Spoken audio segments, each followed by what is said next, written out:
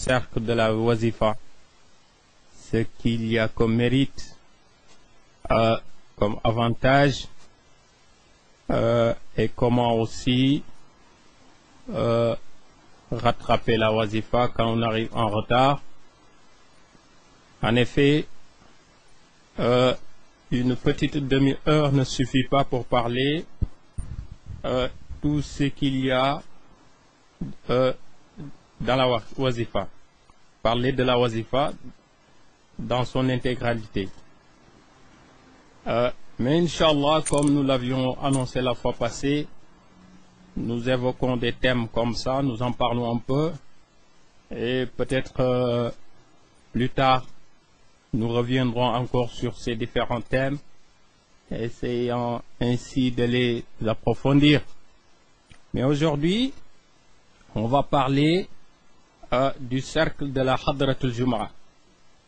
Comme on avait parlé du cercle de la Wazifa la semaine dernière, aujourd'hui, Inch'Allah, on va parler du cercle de la Hadratul Jum'a, qui, comme vous le savez, fait partie des trois composantes de la tariqa. La première, c'est le wird, le cercle, ensuite le cercle de la wazifa, ensuite le cercle de la hadratul jum'a. Comme nous le savons, il faut le faire en groupe. Si le temps nous le permet, nous allons dire aussi dans quelles conditions c'est possible de ne pas le faire en groupe, mais le faire seul. Et celui qui le rate aussi, comment il doit faire. Mais la Hadratul Jum'a, comme son nom l'indique, c'est une assemblée qui se déroule le jour de vendredi, ce jour qui est le plus noble parmi les jours de la semaine. Mais aussi l'heure aussi, parce que c'est très important. C'est pendant cette heure que Allah subhanahu wa ta'ala avait créé Adam alayhi salam et Rasul sallallahu alayhi wa sallam. Il a beaucoup dit sur cette heure-là, c'est-à-dire entre Asr et Maghrib, entre Takusan et Timis, la prière de l'après-midi et la prière du crépuscule.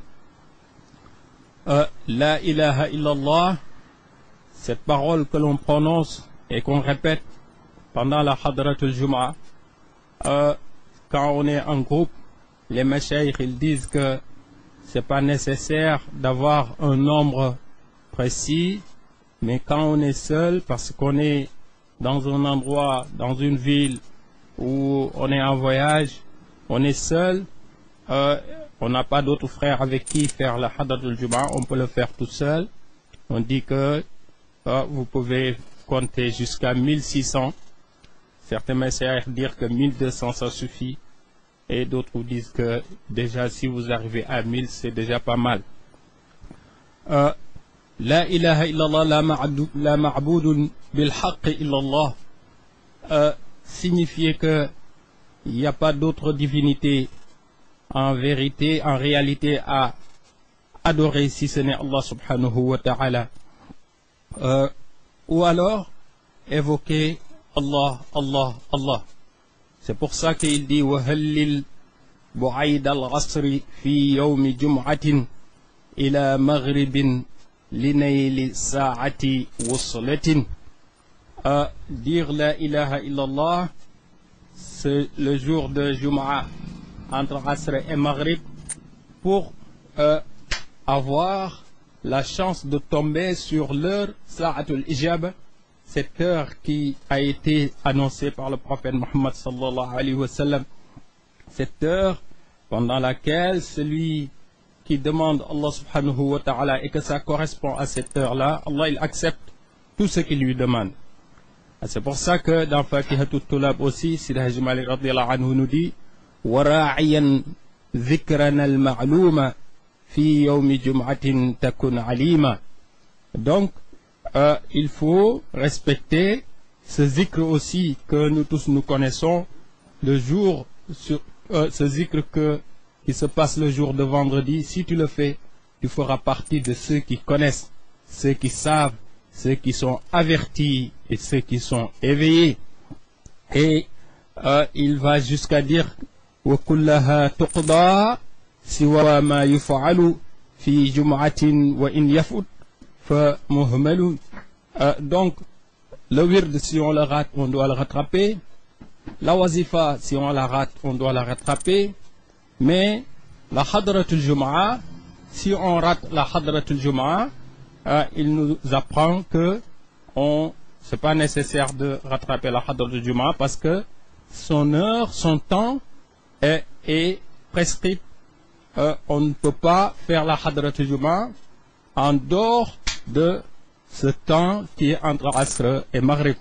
Mais il y a beaucoup d'avis là-dessus, beaucoup de ulama qui ont donné des avis là-dessus, et si le temps nous le permet, nous y reviendrons. Mais d'abord parler de cette heure Sa'atul Ijaba, cette heure pendant laquelle, qui se trouve entre Asr et Maghrib, donc entre Takusan et Timis. Takusan, la prière de l'après-midi, Timis, la prière du crépuscule. Le prophète sallallahu alayhi wa sallam, il a dit beaucoup de hadiths qui montrent, magnifient et précisent, qui soulignent l'importance de cette tranche horaire. Fi yawmil jum'ati sa'atun la yuwafiquha abdun yastaghfirullah illa ghafara lahu.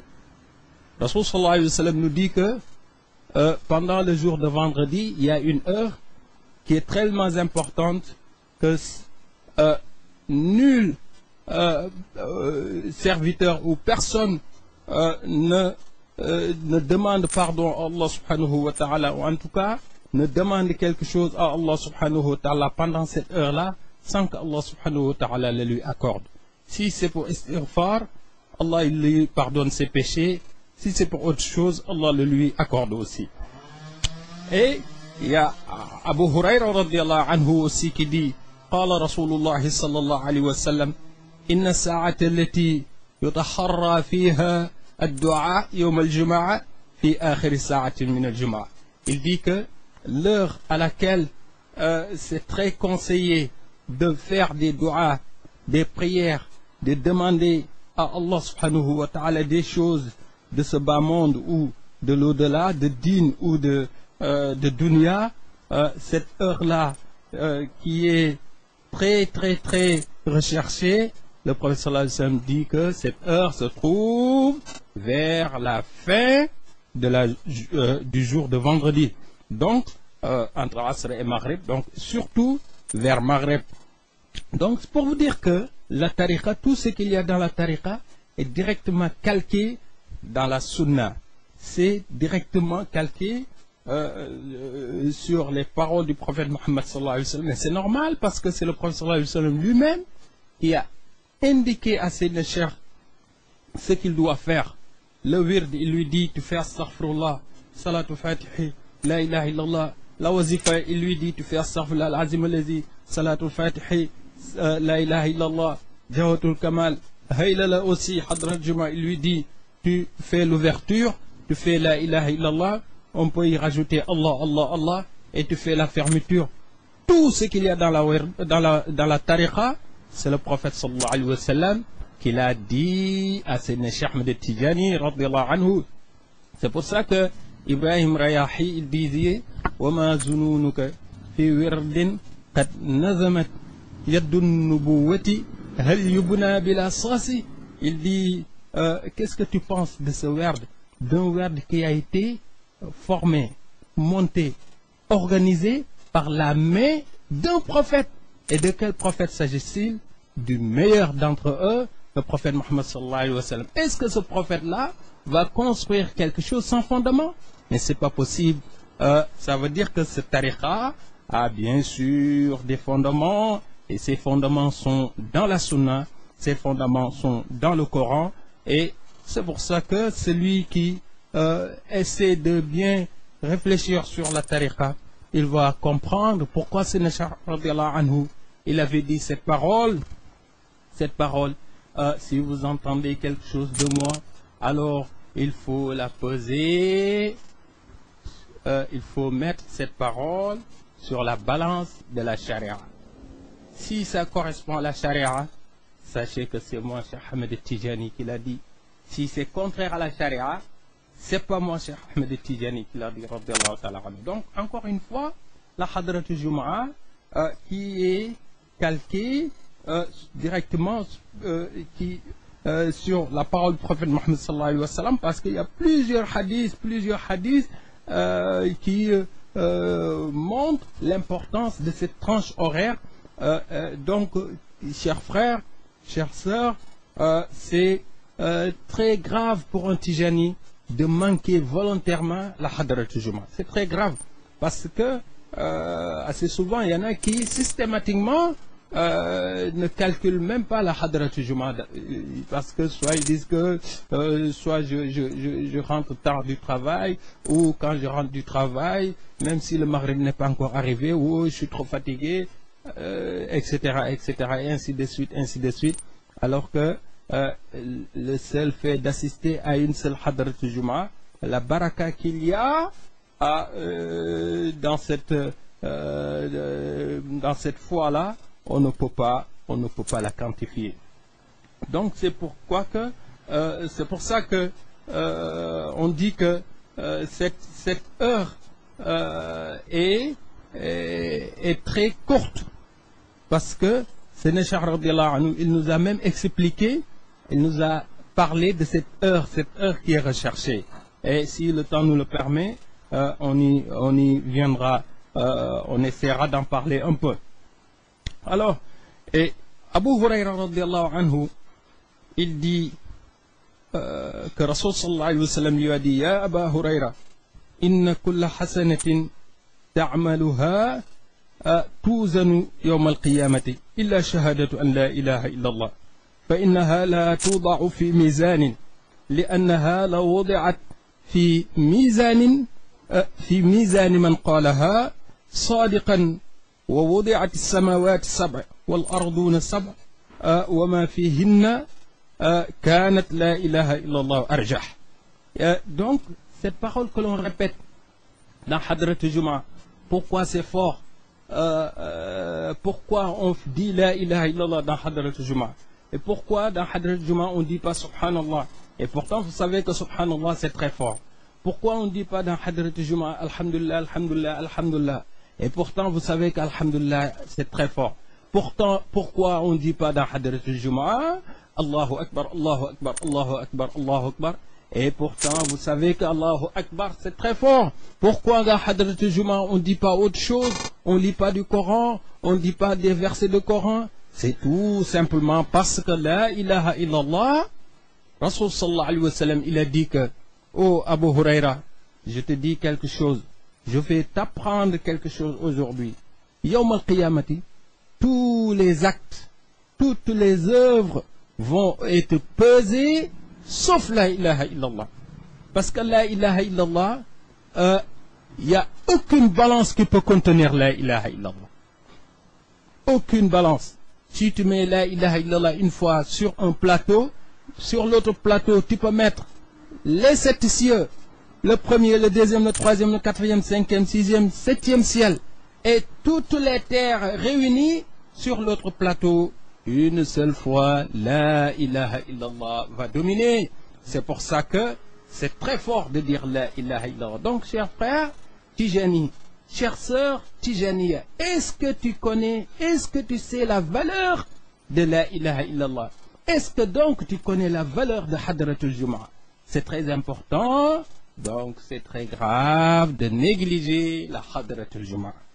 Et il dit encore, dans un autre hadith, le prophète sallallahu alayhi wa sallam nous dit, parce que la ilaha illallah, c'est tellement utile pour le croyant, et dans toutes les situations, en tout instant, le croyant doit vivre avec la ilaha illallah.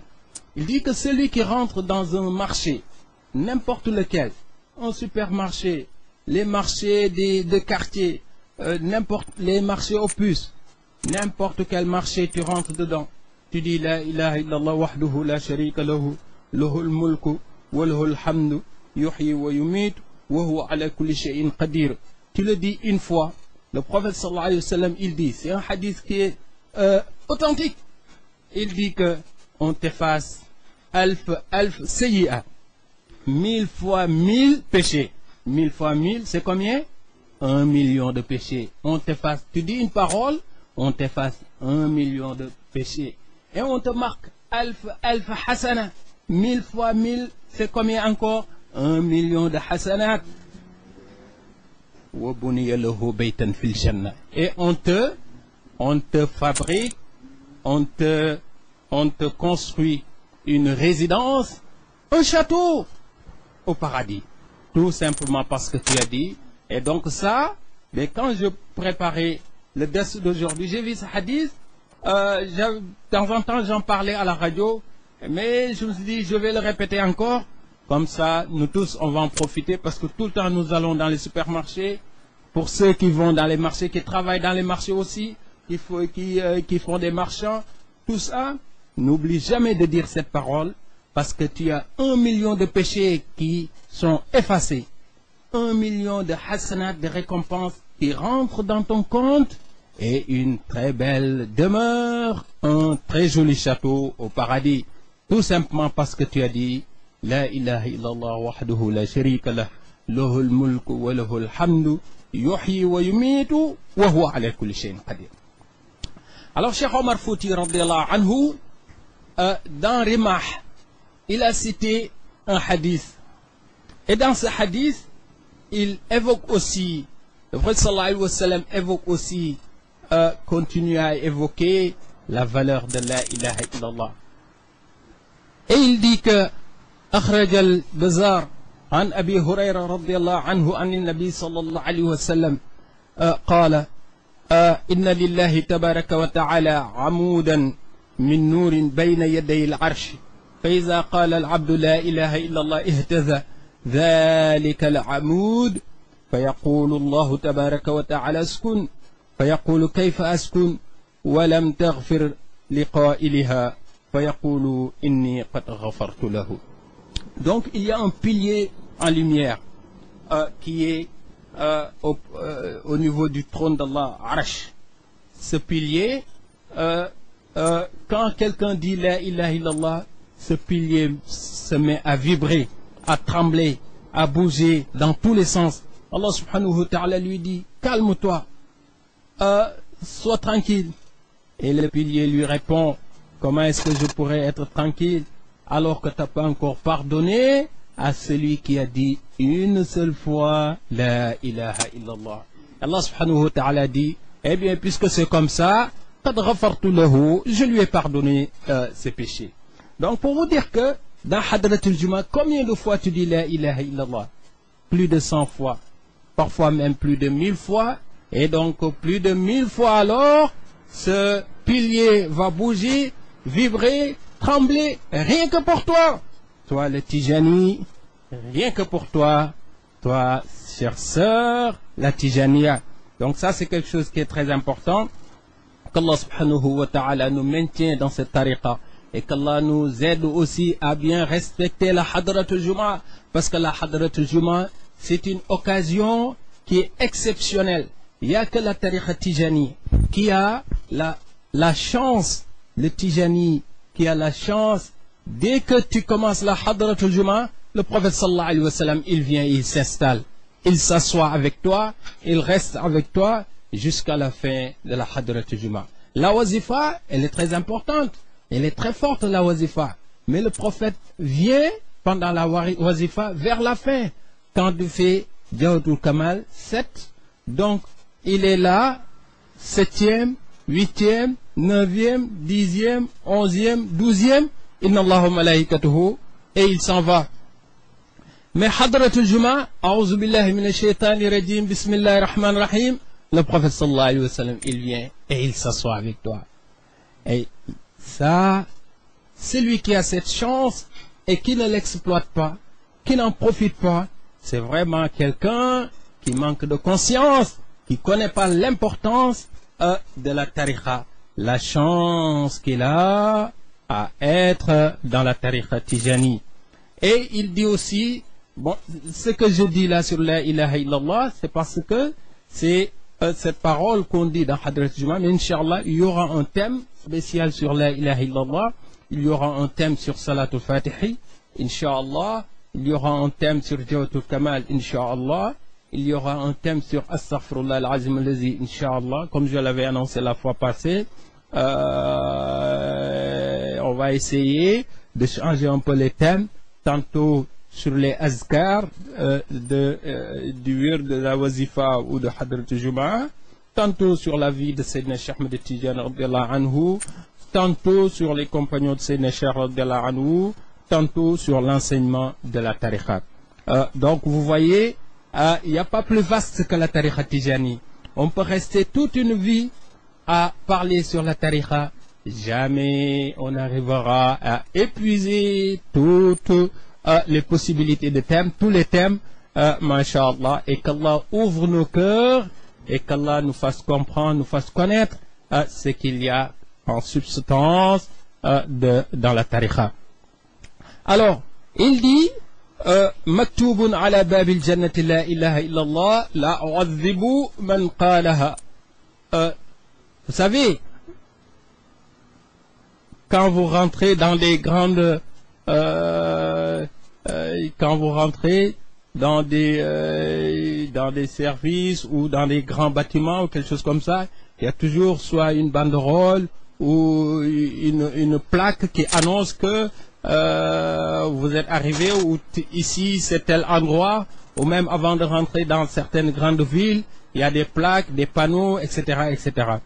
Le paradis, au paradis, le panneau qui annonce que ça y est, vous êtes arrivé, ce panneau c'est marqué La ilaha illallah, la u'adhibu man qalaha.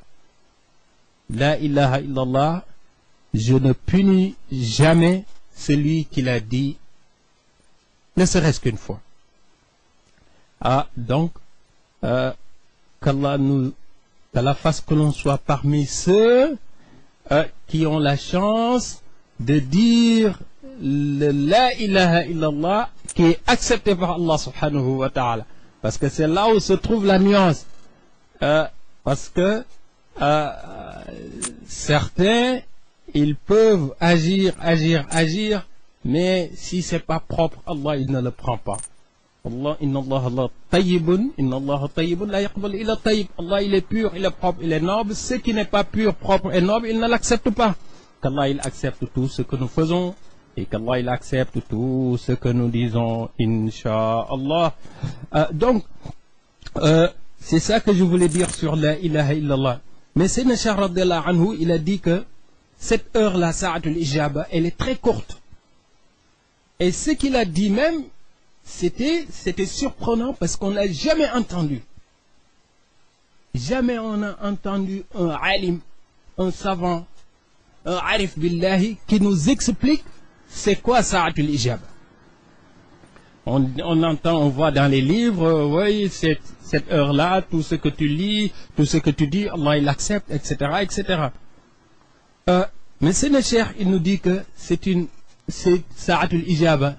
C'est un temps qui est très court, un instant même. Parce que quand tu dis temps, peut-être tu peux être amené à croire que peut-être c'est long. Mais il dit que c'est un instant même, c'est un instant T, très court. Il dit innama hiya qadra al-ruku'i ma'a tumanina. Il dit que c'est quand tu fais la prière, le temps que tu mets pour faire le ruku'. Un ruku' qui est le ruku' qui est conseillé, qui est demandé. Donc, il dit que ce temps, la durée de ce temps est équivalent à peu près à ça. Donc, quelqu'un qui fait un ruku' correct, pas un ruku' de quelqu'un qui est pressé pour aller prendre le métro, aller travailler, mais un ruku' correct. Et un ruku' correct, ça ne dépasse pas 2 minutes. 1 minute, masha'Allah, ça suffit. Et c'est le Cheikh, il dit que ce temps, Sa'atul Ijaba, est tellement court que c'est comparable à quelqu'un qui fait la prière en position de ruku', il fait un ruku' correct. Donc, comment trouver ce temps, étant donné que c'est tellement court? Et c'est le Cheikh nous dit aussi que هذه الساعة تنتقل walakin fi yawm al-jumu'a khassa. Il dit que c'est un temps qui se déplace.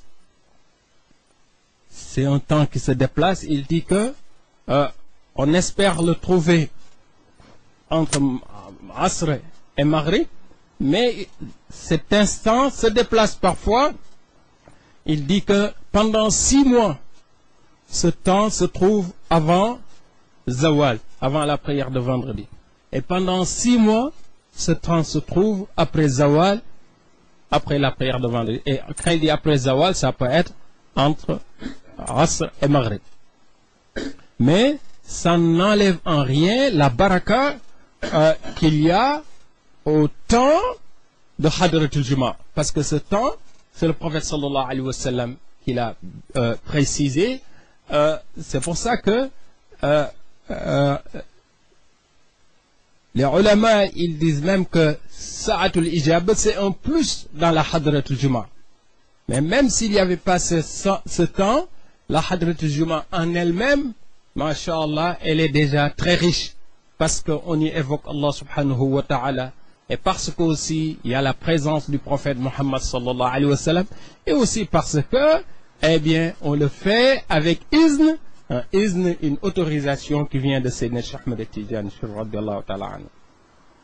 Il dit que Sa'atul Ijaba, à l'époque du prophète Muhammad sallallahu alayhi wa sallam, Sa'atul Ijaba était toujours pendant Zawal, parce que ça correspondait au moment où le prophète sallallahu alayhi wa sallam faisait la khutbah. Donc, après la mort du prophète sallallahu alayhi wa sallam, ça s'est déplacé à l'époque de Ousmane, Ba'd Zawal. Tout ça, c'est Sayyidina Cheikh radiyallahu anhu qui nous l'apprend. Et vous rappelez que le prophète sallallahu alayhi wa sallam, une fois dans sa mosquée, on avait rénové un peu et enlevé le tronc d'arbre sur lequel il se mettait pour faire la khutbah, et tout le monde avait entendu le tronc pleurer et qui criait, et que le prophète sallallahu alayhi wa sallam était obligé de descendre parce qu'ils avaient enlevé le tronc et ils avaient construit un petit minbar en dur, parce que c'était quelques travaux de rénovation. Mais le tronc d'arbre sur lequel se mettait le prophète sallallahu alayhi wa sallam pour faire sa khutbah, il pleurait et criait, et tout le monde l'avait entendu dans la mosquée. Et le prophète sallallahu alayhi wa sallam était obligé d'arrêter son discours de khutbah pour venir mettre sa noble main sur le tronc d'arbre pour que le tronc s'arrête et se calme. Et il lui avait dit, si tu veux, on te remet à ta place. Mais si tu veux aussi, je fais dua pour toi, qu'Allah subhanahu wa ta'ala fasse que tu sois parmi les arbres du paradis. Et le tronc d'arbre a choisi d'être parmi les arbres du paradis, parce que dans ce bas monde, tout est éphémère, tout a une fin. Et au paradis, khalidina fiha, il n'y a pas de limite. Et masha'Allah, donc, c'est ce qui avait fait que le tronc d'arbre ne pleurait plus. Mais on a compris avec ce qu'a dit Cheikh Ahmed Tidiane radiyallahu anhu que c'est pas seulement le discours, mais pendant le discours il se passait quelque chose. C'était Sa'atul Ijaba, c'était pendant Zawal, pendant que le prophète sallallahu alayhi wa sallam il faisait la khutbah. C'est pour ça que il dit que Sa'atul Ijaba, il se déplace. Mais même si c'est pendant les 6 mois où ça se trouve avant Zawal, la Hadrat Juma a toujours son importance, sa richesse, par la parole La ilaha illallah qu'on évoque, et aussi par la présence du prophète Muhammad sallallahu alayhi wa sallam. Et il dit que وَمَا مَرَّ مِنْ شَرْطِ الْكَمَالِ وَصِحَةٍ بِوِرْدٍ فَمَشْرُوطٌ بِهَا دُونَ مِرْيَةٍ. Et donc, tout ce qui a été dit sur la wazifa et tout ce qui a été dit sur le wird sont valables aussi pour la Hadrat al-Jumu'ah, parce que la Hadrat al-Jumu'ah fait partie des piliers de la tariqa. dans la tariqa Tijani, il y a des milliers de wird. C'est pas seulement le lazim, la wazifa et la hadrat Juma. Seulement, ces trois-là sont obligatoires. Tout Tijani doit le faire. Mais après ça, il y a des centaines et des centaines. Il y a Hizbul Bahri, il y a Seyfio, il y a Man Azhar al-Jamil, Musabi'atul Ashr. Tout ça, c'est Nécha, il le faisait, il en a fait Qadr, etc., etc. Mais ne sont pas obligatoires. Les autres wird, les autres awrad ne sont pas obligatoires. Ce qui est obligatoire, c'est le wird, lazim, le matin, lazim le soir, la wazifa, une fois dans la journée, et hadrat Juma, une fois la semaine, donc le vendredi. Alors, là où il y a le débat, est-ce qu'on doit rattraper la hadrat Juma si on manque la hadrat Juma? Alors, certains disent que la yuqda ka fawti dahiyatin. On ne rattrape pas la hadrat Juma comme on ne rattrape pas la tabaski. C'est celui qui n'égorge pas le jour de la tabaski ou les 3 jours de la tabaski. On ne peut pas se dire, oh, cette semaine, je ne peux pas égorger le mouton pour la Eid. Je vais attendre dans 2 semaines ou dans 3 semaines, comme ça, je vais égorger mon mouton. C'est pas possible. Si on manque le jour de la tabaski ou les 2 jours qui suivent où on peut faire la Eid, on ne peut pas rattraper le sacrifice de la Eid. Pareil aussi, Hadrat Juma, si on manque le vendredi, on ne peut pas la rattraper. Mais il y a des ulama qui disent que on peut rattraper la Hadrat Juma parce que c'est un nazr. Un nazr, c'est-à-dire un choix qu'on a fait. On dit que, comme quelqu'un qui dit que j'ai fait le choix de jeûner tous les lundis. Alors là, quand il jeûne tous les lundis, parce qu'il a fait ce choix, c'est pas pareil comme quelqu'un qui jeûne quand il peut pas, il jeûne pas. Parce que quand tu fais un choix, quand on dit nazr, ça devient une obligation. Et la tariqa aussi, tu as fait nazr parce que tu as dit que j'ai fait le choix de prendre la tariqa. J'ai fait le choix de faire le wird, la wazifa, hadrat Juma. Et on t'a donné le izn, l'autorisation. Donc, c'est pour ça que certains ulama, ils disent que ça, c'est un nazr. Donc, même si tu rates hadrat Juma, tu dois le rattraper parce que ça rentre dans yufouna bin nazr. Donc, wal yufu, Allah subhanahu wa ta'ala, il dit dans le Coran que wal yufu nuzurahum, quand ils font les nazr, qu'ils accomplissent cet engagement. C'est pour ça qu'il y a un grand muqaddam dans la tariqa, c'était un khalife dans la tariqa, il s'appelait Abu Abdallahi Muhammad al-Kansusi, radiyallahu anhu wardahu. Muhammad al-Kansusi, c'est son nom, mais on l'appelait Abu Abdallah. C'est comme si par exemple, tu dis Haj Munir, au lieu de dire Haj Munir, tu dis Abou Vieux, par exemple, pour dire salam alaykum à Paris. Donc, tu dis Abu Abdallahi, c'est le père de Abdallahi, mais il s'appelait Mohammed al-Kansusi. Mohammed al-Kansusi, c'était un alim dans la tariqa, muqaddam parmi les masha'Allah, les mashayikh de la tariqa. Et il a dit que lui, il disait à ses disciples, à ses talibés, si vous manquez Hadrat Juma, il faut rattraper Hadrat Juma. Bon, donc, il y a un débat là-dessus parce que il dit Allah subhanahu wa ta'ala, il a créé le jour comme il a créé la nuit. Allah subhanahu wa ta'ala, il dit que ce que tu ne peux pas faire la nuit, tu le fais le jour. Ce que tu ne peux pas faire le jour, tu le rattrapes la nuit. Parce que c'est Allah qui a créé le jour et c'est Allah subhanahu wa ta'ala qui a créé aussi, qui a créé la nuit. Donc, pourquoi ceux qui ont soutenu qu'on ne rattrape pas Hadrat Juma, ils disent que c'est pour obliger le Tijani, le talibé Tijani, le vendredi d'aller faire la Hadra.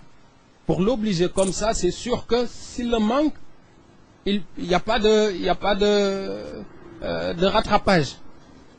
On ne peut pas le repêcher. Ce qui fait que c'est ce débat même que l'on retrouve dans le mazhab Imam Malik, est-ce que celui qui arrive alors que l'imam est en train de faire la khutbah, est-ce qu'il doit faire rak'at al-fajri, rak'at al-tahiyatul masjid, ou est-ce qu'il doit s'asseoir? C'est un débat qu'on retrouve tout le temps. On vous dit que est-ce que quand l'imam fait la khutbah et que j'arrive, est-ce que je dois m'asseoir ou est-ce que je dois saluer la mosquée? Bon, dans Imam Malik, on vous dit que quand l'imam commence à faire la khutbah, eh bien, on arrive, on s'assoit parce que la khutbah fait partie de la prière.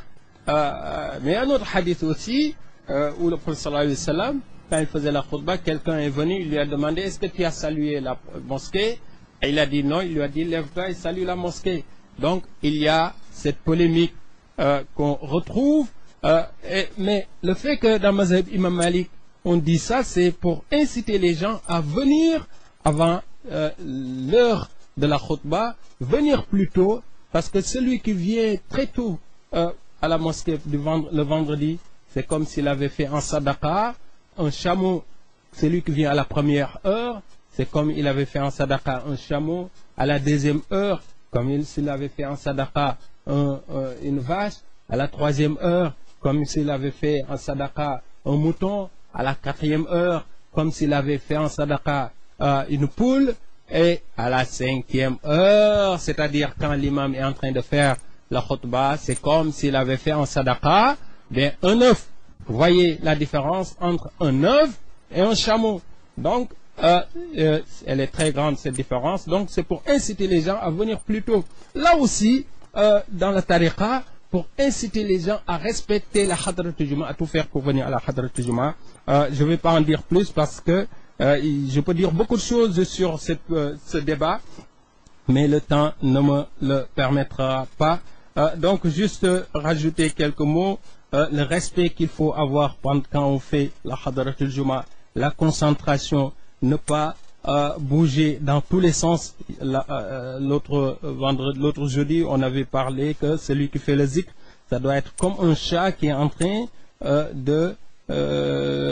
qui veut chasser un rat. Donc, la concentration du chat, c'est cette concentration que tu dois avoir. Le adab aussi, le respect, parce que tu es assis avec le prophète Muhammad sallallahu alayhi wa sallam. Khushu' aussi, la concentration avec la peur, la crainte d'Allah subhanahu wa ta'ala. On dit aussi buka'un bi'aynil basirati aussi. Pleurer aussi. Pleurer, si tu ne peux pas pleurer avec tes yeux, tu pleures avec ton cœur, en sachant que tu es en train de vivre un moment exceptionnel, parce que tu es en train de dire la meilleure parole, qui est la ilaha illallah.